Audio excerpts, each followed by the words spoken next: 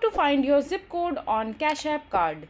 So first of all, just simply open your Cash App account, and after that, in order to find out your zip code in the Cash App card, all you have to do is just simply click on the profile section from the top right corner of the mobile screen. And over here, when you will scroll down under the accounts and settings option, you will be able to see the option called personal.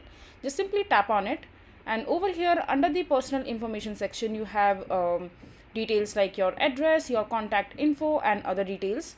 So just simply click on your address section, and there you will be able to find your zip code along with your proper address that you have mentioned while creating your account in the Cash App. And as mentioned earlier in the previous videos as well, that your Cash App card zip code is similar to the Cash App to the address or zip code that you have mentioned while creating your Cash App account in the Cash App itself. And if you wish to change your address, you can simply go ahead to the same settings, and after that just simply edit the address from there also, and you can also change your zip code as well if you like to.